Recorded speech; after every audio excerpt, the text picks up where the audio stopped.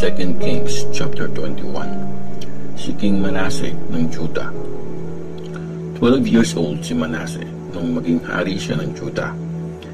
55 years siyang naghari sa Jerusalem. Si Hephzibah ang nanay niya. Ginawa niya kung anong masama sa paningin ni Lord, katulad din ng mga nakakasuklam na pamumuhay ng mga bansang pinalis ni Lord sa harapan ng Israel. Tinayo uli ni Manasseh ang mga altar sa matataas na lugar na pinag-iba ng tatay niyang si Hezekiah. Nagpagawa siya ng mga altar para kay Baal at ng rebulto ni Asherah, gaya ng ginawa ni King Ahab ng Israel. Nag-worship at nag-serve siya sa lahat ng nakikita sa langit. Nagpagawa pa siya ng mga altar para sa mga Diyos-Diyosan sa temple, ang lugar na pinili ni Lord nung sinabi niyang, "Sa Jerusalem i-worship ang pangalan ko."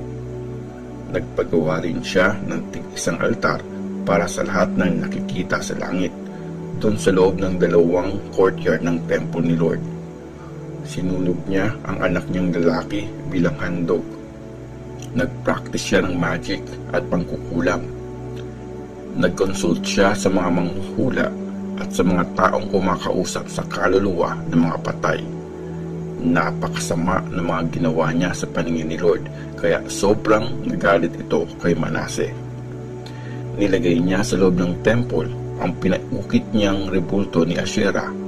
Ito ang temple na tinutukoy ni Lord nung sinabi niya kina David at Solomon, "Forever na i-worship ang pangalan ko dito sa temple na ito at sa Jerusalem na pinili ko mula sa 12 tribes ng Israel. Hindi na ako papayag na mapalayo pa sila muli sa lupaing binigay ko sa mga ancestors nila kung susundin nilang mabuti ang mga utos ko at ang buong law na binigay sa kanila ng servant kong si Moses." Pero hindi sila nakinig. Niligaw sila ni Manasseh para gumawa ng masasamang bagay na mas matindi pa kesa sa mga nagawa ng ibang bansang winasak ni Lord sa harapan ng Israel. Nagsalita si Lord gamit ang mga prophets na servant niya. Sobrang nakakasuklam ang mga ginawa ni King Manasseh ng Juda.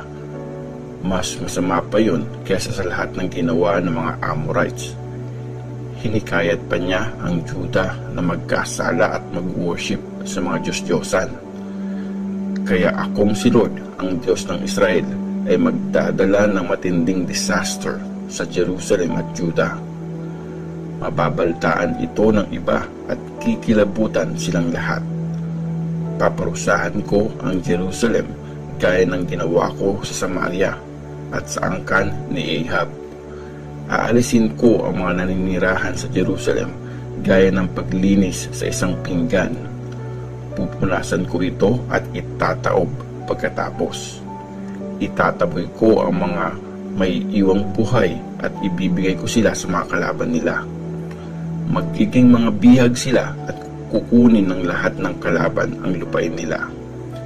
Gagawin ko ito dahil sa kasamaan nila at dahil ginalit nila ako mula pa nung lumabas sa Egypt ang mga ancestors nila hanggang ngayon. Isa pa, napakadaming inosenteng tao ang pinapatay ni Manasseh, kaya dumanak ang dugo sa mga lansangan ng Jerusalem. Bukod pa ito sa pagtulak niya sa Juda na gawin ang masama sa paningin ni Lord. Nakasulat sa libro ng history ng mga hari ng Juda ang iba pang pangyayari tungkol kay Manasseh, lahat ng ginawa niya at ang pagkakasala niya. Namatay si Manasseh at nilibing sa garden ng palasyo niya sa Uza, sa libingan ng mga ancestors niya.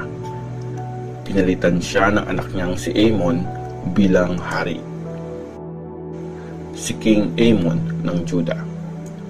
22 years old si Amon nung naging hari siya ng Juda.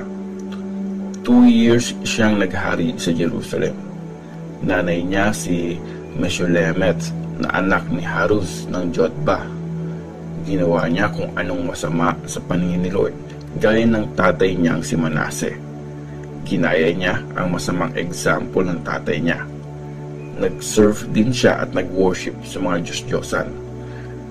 Tinalikuran niya si Lord ang Diyos ng mga ancestors niya at di siya sumunod sa utos ni Lord. Nagsabwatan ang mga officials ni Amon laban sa kanya at pinatay siya sa loob ng palasyo. Pero pinatay ng taong bayan ang mga nagsabwatan laban kay King Amon at pinalit nilang hari ang anak nitong si Josiah. Nakasulat sa libro ng history ng mga hari ng Juda ang iba pang ginawa ni Amon. Nilibing siya sa libingan niya sa garden sa Uza. Pinalitan siya ng anak niyang si Josiah bilang hari.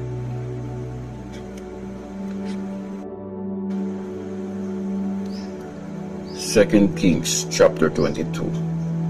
Si King Josiah ng Juda. 8 years old si Josiah na maging hari siya ng Juda. 31 years siyang naghari sa Jerusalem. Si Jedaida na anak ni Adaya ng Boscath ang nanay niya. Ginawa niya kung anong tama sa paningin ni Lord at sinundan niya ang example ng ancestor niyang si David. Matapat niyang sinunod ang mga utos ni Lord. Natagpuan ang libro ng Law. Noong ika-18 na taon ng paghahari ni Josiah, pinapunta niya sa temple ni Lord ang sekretary na si Shaphan na anak ni Azaliah at apo ni Meshullam. Sinabi ng hari kay Shaphan, "Puntahan mo ang high priest na si Hilkiah at alamin mo kung magkano na ang perang dinala sa temple ni Lord na nakolekta ng mga priest na nagbabantay sa entrance ng temple. Galing sa taong bayan ang nakolekta.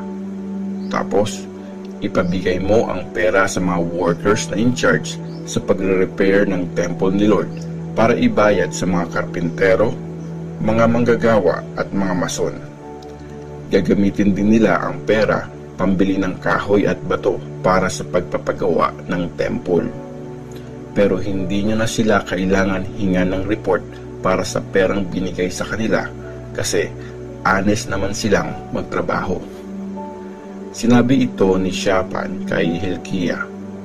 Tapos, sinabi ni Hilkiah, "Nakita ko sa temple ni Lord ang libro ng Law." Binigay ito ni Hilkiah kay Shaphan at binasa niya naman ito. Pumunta si Shaphan sa hari at nag-report, "Nakolekta na po ng mga servants mo ang pera sa temple. Nabigay na rin po nila ito sa mga in-charge sa pagre-repair ng temple ni Lord." Sinabi pa ni Shaphan sa hari, "Binigyan din po ako ni Hilkiah ng isang libro," at binasa iyon ni Shaphan sa harap ng hari.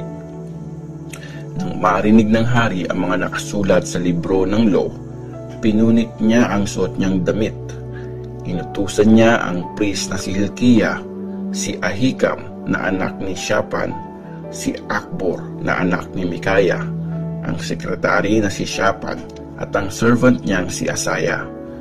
Sinabi ng hari, "Dali, magtanong kayo kay Lord para sa akin, para sa bayan, at para sa buong Juda tungkol sa sinasabi ng librong ito.